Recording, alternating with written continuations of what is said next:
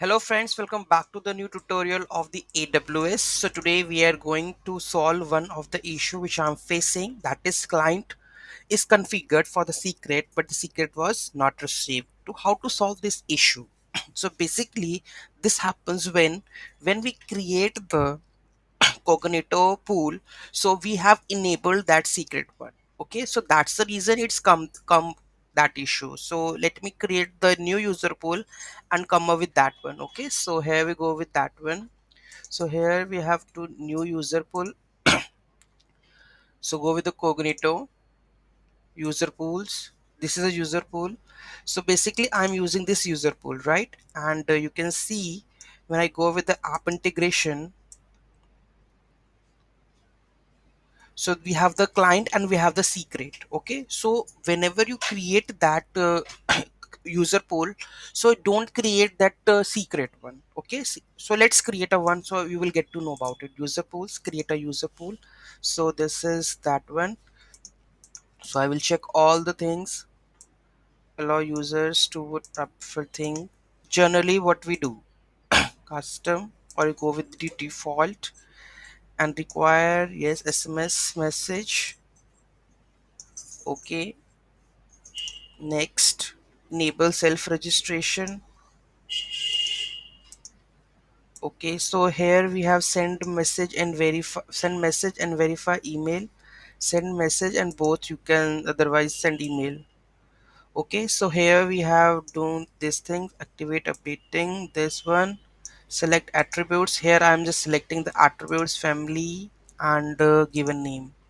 Okay, that is first name and the last name, or you can check with the name also. Okay, so next we have this one. So custom attributes and the send email. Okay, here it's not there. So go to the next, send email with Cognito, right? And here we have to create I am role or not. Enter email here, test at the rate gmail.com, where I want to receive that one. By default, here we have role. So we can select with the use an existing AMI role. Okay, so I'm existing this one, I'm just selecting next. Okay, so here we have this one, app type, app client name, client secret. If you want to don't generate the client secret key, so this is the issue. If I don't want to generate the client secret key or generate the client secret key, so whenever you create that pool, make sure this should be checked. Don't generate a client secret.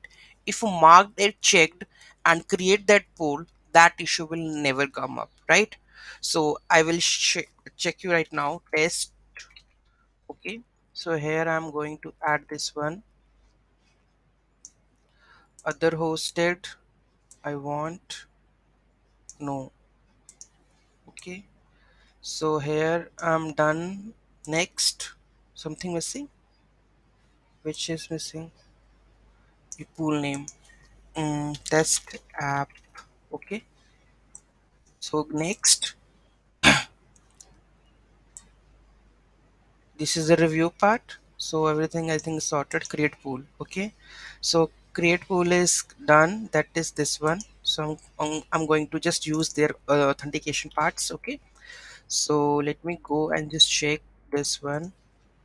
So here what I have copied, user pool ID. So here we have the user pool ID, so which I am going to replacing one. Okay, user pool ID which I'm replacing, that we have a client ID, go to that one, app integration, then we have a client ID. Okay, and it's pasting this one here. Save this, run this application again, okay, and try to send this again. This issue will not come because I haven't marked it the secret. Okay, so that is not there, right? That issue is solved. So issue is this one, the username. I will let you know this issue also in the next video.